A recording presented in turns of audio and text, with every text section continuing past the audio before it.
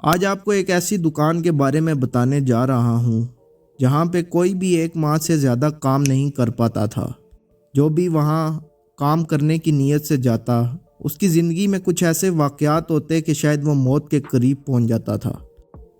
اس video کے آخر میں آپ جان جائیں گے کہ آخر ایسی کیا چیز تھی جس نے لوگوں کو اتنا پریشان کیا ہوا تھا۔ میرا تعلق حیدرآباد کے علاقے ٹنڈو یوسف قبرستان روڈ سے ہے۔ ہمارے علاقے میں ایک بہت ہی پرانی اور قدیم دکان تھی جو سالوں سے بند پڑی تھی۔ پھر میرے ایک دوست نے وہ دکان لی۔ اس دکان کا مالک کافی دور رہتا تھا۔ میرے دوست نے وہاں روٹیوں کا تندور کھولا۔ اس دکان کی ایک خاصیت تھی کہ وہ شروع میں بہت اچھی چلتی تھی، پھر ایک دم کام بہت سلو ہو جاتا تھا۔ اس دوست نے وہ دکان اچانک چھوڑ دی۔ اس کا کہنا تھا کہ میں بہت پریشان ہو گیا ہوں، اتنا زیادہ کام چلنے کے باوجود پیسے نظر نہیں آتے، ایسا لگتا ہے کہ کوئی پیسے نکالتا ہے، اور صبح جب میں یہ دکان کھولتا ہوں تو ایسا لگتا ہے کہ رات بھر یہاں کسی فیملی نے بسیرا کیا ہو، ہر چیز بکھری ہوئی پڑی ہوتی ہے اور کچھ عجیب سا محسوس ہوتا ہے۔ پر میں نے اس کی یہ بات نہیں مانی۔ اس کے بعد وہ دکان کافی لوگوں نے کھولی، پر ایک مہینے کے اندر وہ دکان خالی کر دیتے۔ کوئی یہ کہتا تھا کہ اس دکان میں پیسے غائب ہوتے ہیں، اور رات میں دکان بند ہونے کے بعد صبح ایسا لگتا ہے کہ جیسے ساری رات کسی نے یہاں بھنگڑا ڈالا ہو۔ ہم 4 بھائی تھے۔ میرے تیسرے نمبر پہ بھائی جو تھے وہ شیف تھے۔ وہ کوکنگ کا کام کرتے تھے، ماشاءاللہ سے بہت بڑے پیمانے پر ان کا کام۔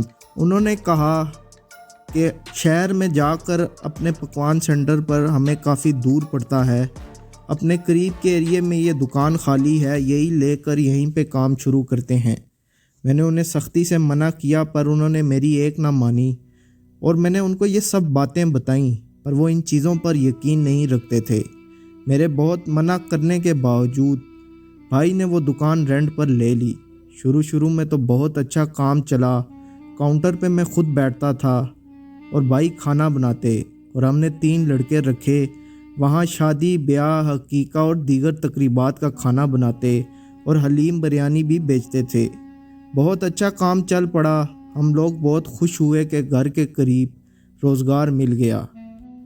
جب گھر جا کے حساب کتاب کرتے تو ہم لوگ کافی پریشان ہو جاتے کہ مال کا پیسہ بھی پورا نہیں ہو رہا تھا، جبکہ دن کو ایسے لگتا کہ ہم بہت فائدے میں جا رہے ہیں۔ ایک دن اچانک ایسے ہوا کہ ایک لڑکا کام چھوڑ گیا اور وہ بھاگ گیا۔ اس کو دیکھ کر دوسرا لڑکا بھی بھاگ گیا۔ اب بس میں اور بھائی رہ گئے تھے۔ دکان پر 1 ہفتے بعد میں اس لڑکے کے گھر گیا جو ہماری دکان پر تھا۔ اس نے مجھ سے ملنے سے صاف انکار کر دیا۔ بہت اصرار کے بعد اس کے ماں باپ نے اسے راضی کیا۔ میں نے اس سے پوچھا کہ آخر ایسا کیا ہوا کہ تم اس طرح بھاگ آئے؟ اس نے کہا، آصف بھائی، اس دن جب میں رات کو پکوان سینٹر پر پانی بھرنے گیا تھا، ہمارے علاقے میں اکثر رات میں پانی آتا تھا 2 بجے کے بعد۔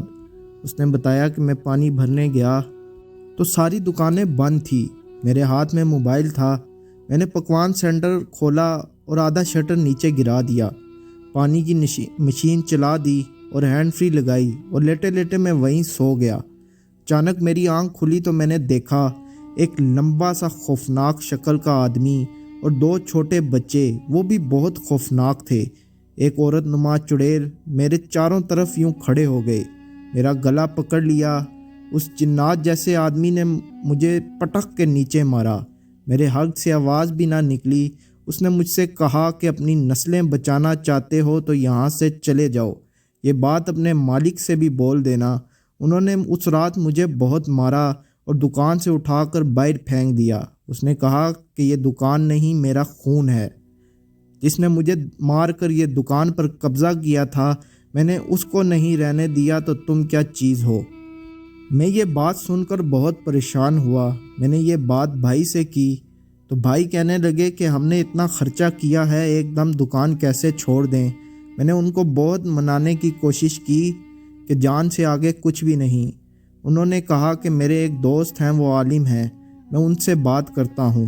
ایک رات وہ عالم کو ساتھ لے کر آ گئے۔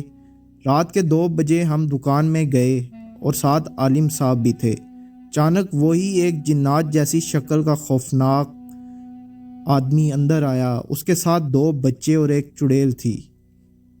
جیسے ہی وہ ایک چڑیل اور 2 خوفناک بچے حاضر ہوئے تو انہوں نے عالم صاحب پر حملہ کرنے کی کوشش کی، پر عالم صاحب کے ہاتھ میں جو تسبیح تھی اور ایک نیمبو تھا اور عالم صاحب مسلسل کچھ پڑھ رہے تھے، اس جن کا حملہ ناکام ہوتا جا رہا تھا۔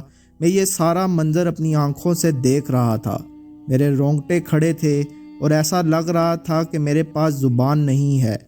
عالم نے پتہ نہیں مجھے کیا پڑھا تھا، میں بالکل سن ہو گیا تھا۔ عالم صاحب نے کہا کہ اس سے چپ چاپ یہاں سے چلے جاؤ، جس نے تمہارے ساتھ ظلم کیا تھا تم نے اسے مار دیا ہے، اور اب بے گناہ لوگوں کو کیوں تنگ کر رہے ہو؟ اس نے جن سے کہا یہ میری دکان ہے اور بہت محنت سے بنائی تھی، میں نے اسے انہیں نہیں چھوڑوں گا اور نہ ہی میں یہاں کسی کو رہنے دوں گا۔ یہ دکان لے گا اور اسے مار دوں گا جو بھی آگے آئے گا۔ جیسے ہی جن نے یہ کہا وہ چاروں عالم صاحب کے ساتھ چپک گئے، پر عالم صاحب پر کچھ اثر ہی نہیں ہو رہا تھا۔ عالم صاحب کے سارے کپڑے خون سے بھر گئے، یہاں تک کہ میری دکان بھی پوری خون سے بھر گئی تھی۔ عالم نے جو ان کے ہاتھ میں نیمبو تھا وہ کاٹا اور ایک ان کے ہاتھ میں چھوٹی سی بوتل تھی، اس میں نیمبو ڈال کر ان کے اوپر ڈالنا شروع کیا۔ وہ چاروں اس پانی کے گرتے ہی زمین پر بیٹھ گئے اور اٹھنے کی بہت کوشش کی، پر اٹھ نہیں پا رہے تھے۔ پھر عالم صاحب نے ایک کانچ کی بوتل نکالی اور بیگ سے ایک تعویذ اور ایک چھوٹی بک جس پر عربی زبان میں کچھ لکھا تھا۔ عالم صاحب وہ زور زور سے پڑھنے لگے۔ وہ کانچ کی بوتل نیچے رکھ دی اور وہ زور زور سے عربی میں کچھ پڑھنے لگے۔ اتنے میں ہی میں نے کیا دیکھا کہ اس کانچ کی بوتل میں خود بخود خون جمع ہونا شروع ہو گیا ہے۔ وہ بوتل فل بھر گئی۔ پھر عالم صاحب نے اسے بند کر دیا اور مجھے ہوش میں لا کر وہاں سے چلے گئے۔ 3-4 دن بعد جب ہم نے اس دکان کی صفائی کی تو دکان کا ایک کونا جو بہت ہی پرانا تھا اور اس میں ایک بڑا سا سوراخ تھا، اسے میں نے کھودا تو اس کے اندر سے بہت سارے پیسے نکلے۔ پھر مجھے یاد آیا یہ تو وہی پیسے تھے جو ہمارے غائب ہو جایا کرتے تھے۔ وہ سارے پیسے نکال کر ہم نے عالم صاحب سے پوچھ کر ایک مسجد میں دے دیے۔